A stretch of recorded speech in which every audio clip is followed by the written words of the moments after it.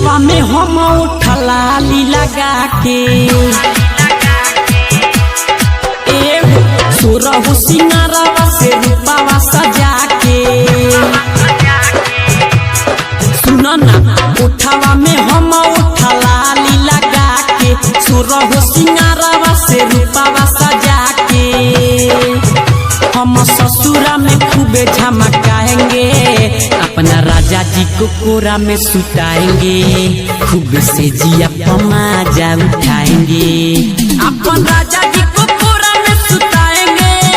खूब से जिया पमाजा उठाएंगे हाँ राजा जी को कोरा में सुताएंगे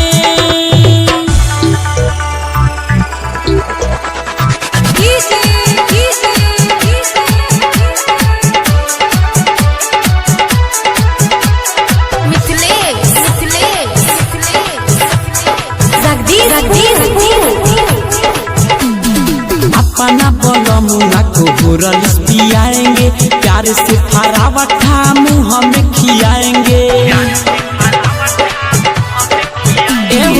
अपना बोलमुआ को गोरलिस पियाएंगे प्यार से फरावठा मुँह में खियाएंगे धीरे धीरे उनहु के बन जाई बॉडी कोई के अन्हार रोज खेलब कबड्डी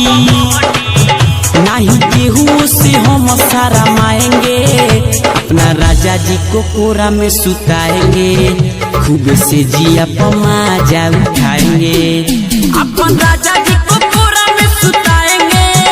खूब से जिया पमाजा उठाएंगे हाँ राजा जी को कोरा में सुताएंगे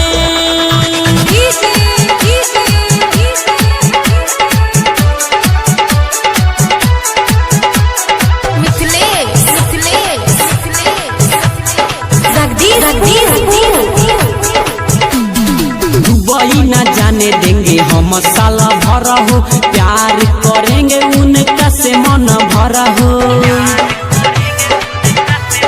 सुनो ना दुबई न जाने देंगे हम साल भर हो प्यार करेंगे उनका से मन भर हो राइटर रविंदर अजित सोनी पूछू जे बोली है ननद सलोनी धके उनर चटकन चलाएंगे अपन राजा जी को कोरा में सुताएंगे खूब से जिया पमाजा उठाएंगे अपन राजा जी को कोरा में सुताएंगे खूब से जिया पमाजा उठाएंगे हाँ से जिया पमाजा उठाएंगे ठीक है।